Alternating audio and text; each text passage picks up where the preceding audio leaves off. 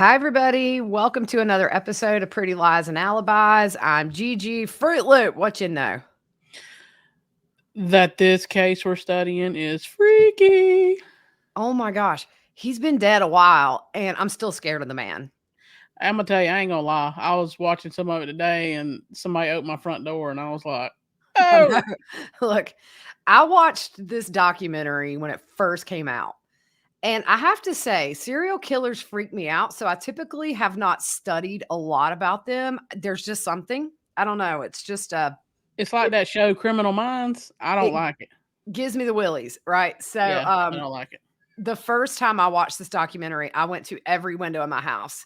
I was making sure nobody could push it up because he got in through really open windows. Before we get to that, we want to say Happy Australia Day to our listeners down under. I put a picture out that I'm glad that they like. I wasn't sure, but it's a Barbie with two pieces of shrimp on her head. So it's shrimp on the Barbie. I thought that was kind of funny. So, Sweet. so happy Australia Day. We want to give a shout out to one of our sponsors, Two Cool T-shirt Quilts. You can go to twocooltshirtquilts.com/pretty lies and alibis. Check out quilts and pillows and everything in between. You can use jerseys and hats and t-shirts and get creative and get something unique. We want to say thank you to Tina for the PayPal donation. We really, really appreciate that. Thanks, Tina. Also, I want to make sure that I make clear one thing I said last night. It kind of could be misconstrued, so I just want to clear this up. I was talking about Alex and his career. And from what we understand, or at least from what I understand, he really didn't have anything that he did for a very long period of time. So when I said he didn't have a career, I wasn't saying that truck driving is not a career or that emptying porta potties is not a career. Of course they are. We have family and friends who are truck drivers. They are the artery of this country. So we appreciate that. I just don't want anybody to think that I, in my poor choice of words, was putting down anybody because that's not how I roll. Yeah, my grandfather was a truck driver for years, so Yes. yep. So we want to give a trigger warning about these episodes with this one. We're going to do the Night Stalker, Richard Ramirez. Um, there are victims here that are sexually assaulted, adults and children. We're going to try to I would rather say assaulted, just for that trigger warning, because I'm mindful that we do have listeners that have been affected. So if we say assault, just know that it means a sexual assault. But we just wanted to give that trigger warning because some people don't enjoy this aspect of crime, and we completely understand that. So we didn't want anybody to be surprised. So have you finished? Okay, so first of all, a lot of our information came from the Night Stalker 4-part limited series on Netflix. I watched this when it first came out. Then I rewatched it over the weekend just to take notes, and that's where a lot of our notes came from, not all, but if you want to see that and you have Netflix, I highly recommend it. It's disturbing, but it'll blow your mind. It's good. I'm on the last one. Oh, you are? Okay. You know what I like about it is the fact that for the first 3 episodes, you get to the last minute of that 3rd episode, they do not name him and they do not show his picture. They focus on the victims and not the one who did this to them, and I thought that was really cool to do that because I know there's a whole no notoriety movement where you don't name the perpetrator, you name the victims, and I totally can get behind that. Sometimes it's hard for us to do that all the time, but I think it's good, especially for the families and survivors that are left. So, Richard Ramirez, he was charged with 13 counts of murder, 5 counts of attempted murder, 11 counts of assault, 14 counts of burglary. Now, in the end, he got 19 death sentences and died on death row of B-cell lymphoma at San Quentin, which is kind of the notorious prison in California. Yeah, that's a rough place. It is rough. That's where Lacey Peterson's husband Scott is, I think. A lot of your big murderers go there. The Hillside Strangler, I believe, just all your notorious murderers go there. So in the Netflix documentary, it centers around 2 detectives that chased him, that investigated this case from beginning to end, and that's Frank Salerno. He was kind of the go-to LA murder homicide investigator. He actually brought down the Hillside Strangler, which was a case before Ramirez that was a big, big case out there in California. Um, do you know how to say Gil's last name? Is it Carrillo? Carrillo? Carrillo, I think. Okay. Carrillo. I just love Frank and Gil. They seem like the coolest guys, and man, you really see the toll it took on their families, them personally, while they investigated this case over that summer. So Yeah, you get to see how much time they miss with their family and everything. yeah. I mean, at one point, Gil's wife took her children and left and said, "I'm not coming back until he's caught." And I get that because the thing about Ramirez that is so different from a lot of serial killers, usually serial killers have a type. So Ted Bundy murdered girls, women. Um, you know, what's his name? Dahmer, he preyed on gay men. Ramirez had no set pattern, child or elderly, and everywhere in between. And that's what was so scary, I think, when this was happening, is that he didn't have any pattern. So let's look into Richard Ramirez a little bit, just his past before we get into the murders. He was born February 29th, 1960 in El Paso, Texas, to Julian and Mercedes. He lived in a working class family and he was the youngest child. He had 3 older brothers, Reuben, Joseph, and Robert, and he had one sister named Ruth, but everybody in the family and friends called him Richie. So I thought this was interesting. All of the children had birth defects due to their mother working in a factory while pregnant, where she was exposed to chemical fumes. So the birth defects ranged from respiratory illness to bone deformities. His sister once said that Richard never slept. He was always up at night moving around. And this interests me a lot because with serial killers, there's that whole theory of, is it nature versus nurture? Is it both? Somebody just born evil, or is it programmed? But as a child, at the age of 2, he had a large dresser that fell on his head and it required 30 stitches. At the age of 5, he walked in front of a swing, somebody that was swinging, and it knocked him out. He had a big gash that needed stitches. And then as a result of those 2 head injuries, by the age of 6, he was diagnosed with temporal lobe epilepsy. Because I know sometimes people say childhood traumas or head injuries or what. I don't know. I'm just going to tell you, whenever I look at a picture of Richard Ramirez, there is an evil radiating from that man that causes me to have a very weird physical reaction to seeing his picture. I don't know. I can't put my Yeah, when finger we on it. did the graphic, I was like, ah. I mean, it's almost like he's not human. I don't know. Yeah. It's weird. He was raised in a Catholic home, and actually he was an altar boy at one point. He was a thief from an early age. They called him Five Finger Richie. He never really fit in. His childhood experience is largely considered to be the building blocks to his crimes. He was abused by his father, who would go into uncontrollable rages and frequently beat the children. His father would tie him to a cross in a cemetery and leave him there overnight as punishment. That's crazy. As a teenager, his older cousin, Mike Ramirez, was influential in the development of his interest in gruesome things. Mike had recently returned from the Vietnam War and they bonded. They would smoke marijuana together, and Mike would tell Richard about the torture and mutilation, rapes he inflicted on Vietnamese women. He also taught Richard stealth and killing. He also showed Richard Polaroids of him holding a woman's head. Richard was aroused by those photos. Richard was around 13 at the time. At around the same age, Richard was tired of his father's rages and started sleeping in a cemetery. Woo! That's one place I don't want to sleep. No, you couldn't pay me enough. Yeah, nope.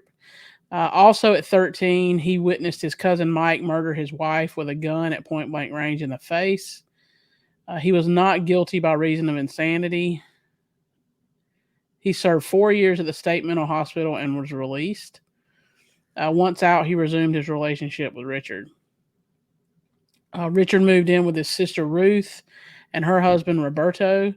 Roberto was a peeping Tom and would take Richard along sometimes. He progressed to breaking into homes to see if he could do so undetected. These people need held accountable just like he did. Yeah. No Uh, kidding. yeah. In 1977, Richard got a job at a Holiday Inn. He would break into rooms and steal and attempt to rape one person. Her husband walked in and beat Ramirez severely and called the police. In 1982, Richard moved to California. He was 22 at the time.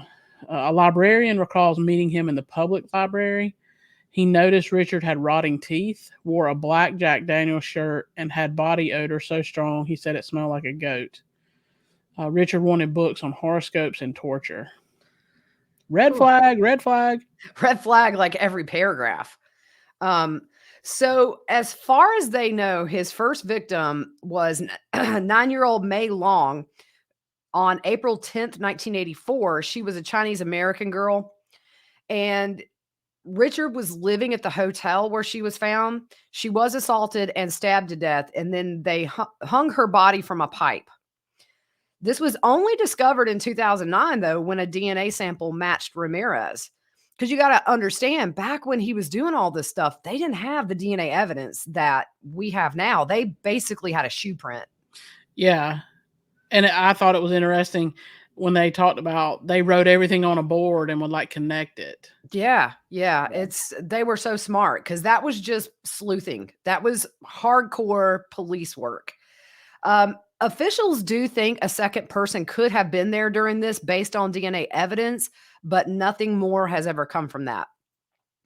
So on June 28th, 1984, that was the first murder in the Night Stalker murders in LA. He murdered 79-year-old Jeannie Vincow, and the attack was so brutal, she was nearly decapitated.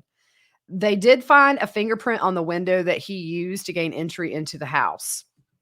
So, March 17th, 1985, which was St. Patrick's Day, actually, this is the first of the serial murders. He shoots 22-year-old Maria Hernandez in the face. She was getting out of her car in her garage and she heard a noise.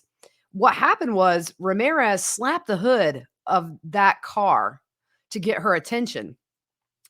And he had a members only jacket on. He held the gun out towards her face and she put her hands up in defense and she had a set of keys in her hand. And by chance, that bullet ricochets off the keys as she held her hand up. So she runs into the alley and he goes inside the condo. So then she hears gunshots and she knows that inside her roommate, Dale Okazaki, the way they describe this in the documentary is chilling. And what it is, she obviously had heard the commotion out in the garage and she bent down to duck behind the counter. And he could see her hands holding the counter. And when she popped her head up, he shot her right in the forehead. One thing that they made clear is that he liked to see the fear on his victims' faces before he attacked them.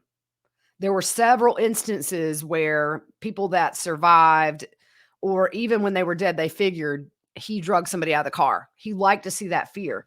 So back to this, Maria runs back to the front door of the condo and she thinks he'll come back out through the garage. Well, he opens that front door and the investigator said they're both startled.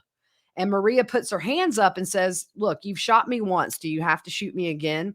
He puts the gun down and casually walks off. Yeah, that casually walks off is crazy. It's absolutely crazy. Yeah. Very brazen, these murders. So in the garage, they find an AC/DC hat down on the ground. And they had a woman on this documentary who had an interaction with him right before these murders in a Salvation Army store. She was looking on an old junk table and the hat was on there. So Ramirez walks up, grabs the hat, smiles at her, and walks away. Later on, she's on the freeway and someone is speeding up behind her and gets right beside her. And she looks over and it's Ramirez and he's smiling at her really creepy. And she noticed the condition of his teeth. Can you imagine? Oh my God. See, I've got cold chills right now, Fruit Loop. I might not make it through this. Yeah, that's I'm crazy. not even kidding. Ooh. So 40 minutes after Dale Okazaki, there's another murder about a mile away. A young woman named Veronica Yu. She's driving and stopped. She's forced out of her car and shot in the chest, and he steals her car. The media dubs him the walk-in killer and the valley intruder. Maria Hernandez gives investigators a description of Ramirez for a police sketch. Investigator Gil Carrillo showed the sketch to officers in East LA, and they noticed it looked like the suspect in an attempted kidnapping in Pico Rivera. So Gil remembered from a course he was taking, Deviance, where killers like to see the surprised look on victims' faces, as it is stimulating to them. He realizes the way the victims are attacked, him making the slapping noise on the car to get Maria's attention, the way they think Dale popped up from below the counter. He liked to see their terror before killing him, which is what you just talked about. Veronica Yu could have been shot in the car, but she was made to get out of the car first. Gil said this killer liked to see the fear. It was then that Gil realized it could be one man committing the murders. March 27th, 1985, Whittier, California. Ramirez used a 5-gallon bucket to stand on and gain entry to the house through a window. He had previously burglarized this house. Once inside, he shot Vincent Zazzara. He was 64 as he slept on the couch. His wife, 44-year-old Maxine Zazzara, is stabbed and raped. He cut her eyes out and took them with him. That's sick. He left a shoe print in the flower bed. Investigators measured it to be a size 11 or 12. Anastasia Haronis, who is 6 years old, is taken from her bedroom during the night by Ramirez. She was confused and thought he was a family member. In the car, he has her open his glove box, showing he had a gun. He drives to his home, makes her crawl into a duffel bag to go inside, and assaults her repeatedly over the course of several hours. Afterwards, he makes her get back into the duffel bag to leave. Oh my This is gosh, man. This sick. is sick people, dude. Yeah, Sick it's people. scary that somebody's mind can be this bad. And this is why I don't watch Criminal Minds, because it freaks me out that people can be this messed up. And he is, but look where it came from. Yeah. I mean, Yeah. sheesh. So he drops her off on the side of the road and tells her to go to the gas station across the street and call 911 so your family can come get you. She's on this documentary. She's a grown woman now. Man, her story blew me away. How she reacts to this story now. She said, I don't let it define who I am. It was traumatic, but she's, married with kids now. One thing she did say that I didn't put in here is she said during the attacks, she said it was weird because it was almost like his eyes were saying, I'm sorry I'm doing this to you, but I'm not going to stop. I don't know if you got to that part yet, but gosh, man, I don't know how it just, I don't know. She was the one actually that identifies Ramirez in a lineup once he's caught. She offered to testify in court if it meant that he could never hurt anyone again. It was really cute because when she identified Ramirez, she raises her hand and Gil goes over and she said, do I write the number 2 or spell out 2? And he was number 2. I want to find a clip of him in that lineup. He's very strange. He's looking up. He's gulping a lot. It's a really weird body language. I want everybody to see that. Yeah. So around this time, there were a lot of child abductions and attempted abductions happening in the areas near the murders. The children were both boys and girls. They were assaulted, but not murdered. And another unit was handling the assault cases. And the description that all the children gave about the attacker was really similar to that one given by Maria Hernandez.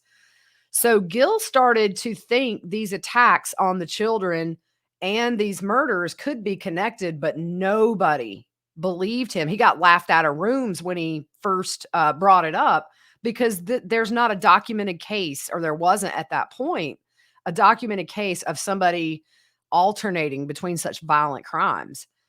And also, the victims didn't have anything in common as far as age, race, gender, anything like that.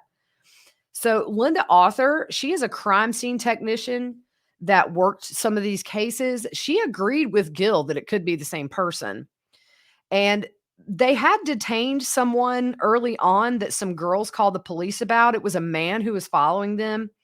They were able to get his plate number, and he looked similar to Ramirez. He had some same facial features, Yeah. but they did a search warrant and just decided he had some really out there stuff as far as pornography goes in his house, but it wasn't their guy. Initially, Maria Hernandez said it could have been him, but it wasn't. So on May 14th, 1985, Ramirez breaks into the home of Bill and Lillian Doy. He beats Bill to death and ties up Lillian and beats and assaults her.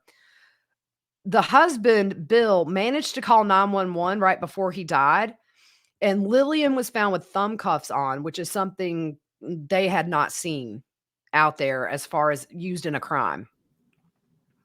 So a detective from one of the child abduction and assault cases calls Gill and says he has found a shoe print.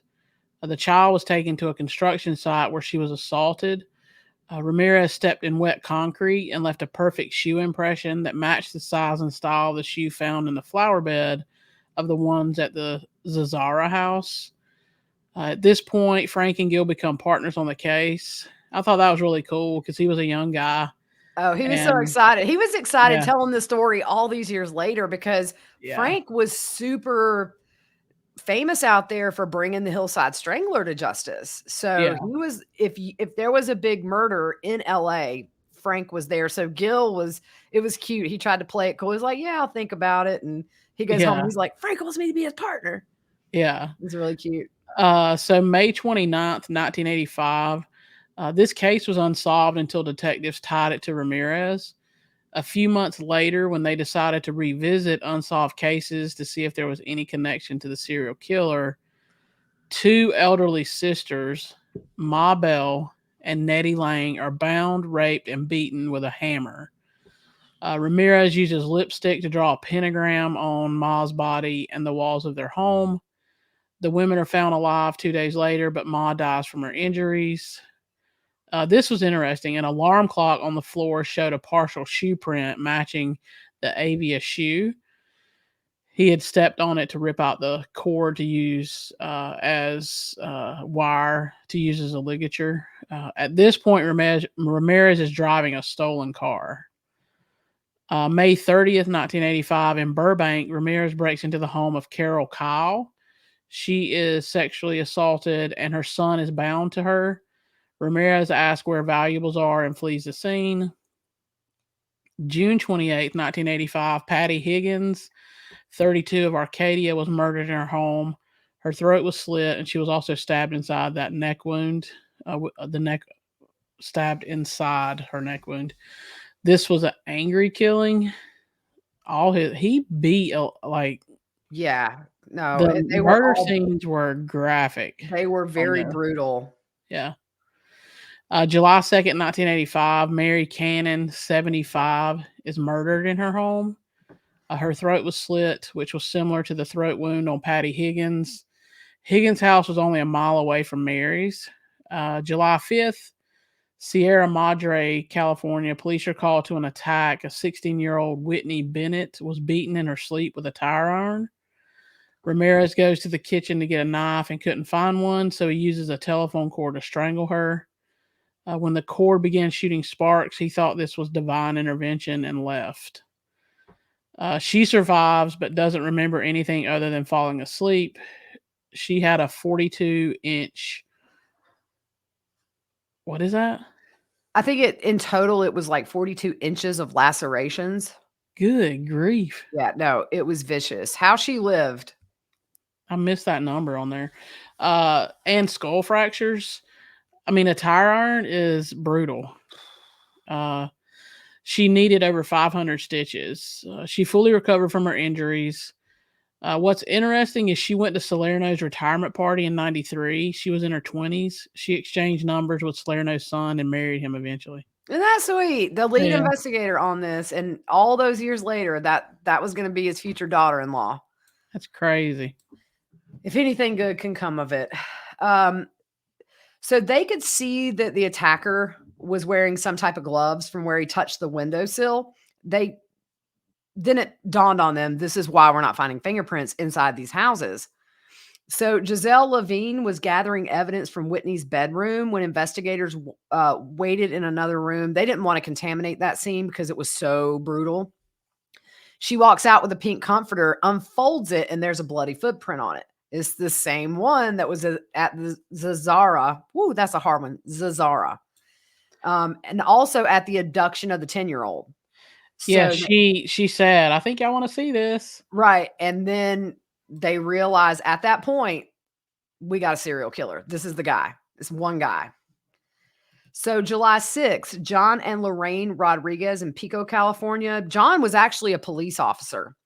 He was asleep in the bedroom and his wife, Lorraine, was on the couch and she heard a loud noise. So she kind of just assumed it was her husband and she called out to him and she didn't hear anything. Then she realizes somebody's in this house. So when John come into the room, they found a window had been, she said it was painted down. So they couldn't get it up. But when they saw it, it was all the way up.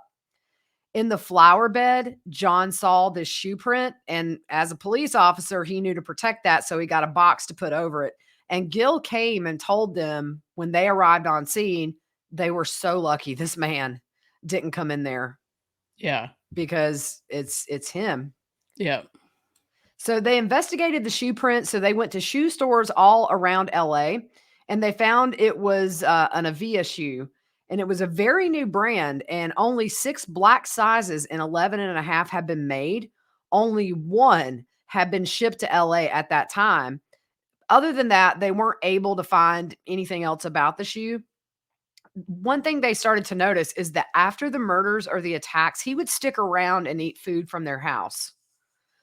And there's an attempted kidnapping reported in LA and LAPD just happened to be right there. Well, they see a Toyota commit a traffic violation and they pull him over. It's Ramirez. He has no license. Now, remember, they don't know what he looks like at this point. They have descriptions, but he has no license. And while the cop walks back to his motorcycle to get the citation paper, Ramirez hears them calling that attempted kidnapping over the radio. So he draws a pentagram on the hood of the car and takes off, and they don't find him. That's crazy. Do you want to stop here? I think this is a good place to stop. Definitely. Yeah. This is probably gonna be 3 episodes. We're gonna do this because right now we're waiting on a new trial to come around that we can start from the beginning. All the other cases are a little bit slow right now. There's some Suzanne Morphew. Everybody's asked us to do that. I've started that research now. But so yeah, this is just going to be a new thing. Maybe once every couple of weeks we do a serial killer. And I was surprised there was that much interest in it, really. Yeah. But it's true crime and it is it's kind of like I don't want to say the worst. There's no one that's better than the other. But there's just something about singling out people for fun that is different than some of the other killings that we cover. Yeah. Because they want the most victims. We get a spouse missing, which is terrible. But serial killers are a different breed. But I would wonder, though, these days with ring cams and everybody has a camera, has that cut down on the number of people who do this with DNA evidence? Stats and see. Yeah, that's a good idea. We'll do that before the next one. Yeah. All right, guys, that's it for this episode. We'll be back tomorrow. We're going to pick right back up where we left off. And I ain't going to sleep. I'm going to sleep with one eye open tonight. Yeah. All right, guys, have a good night.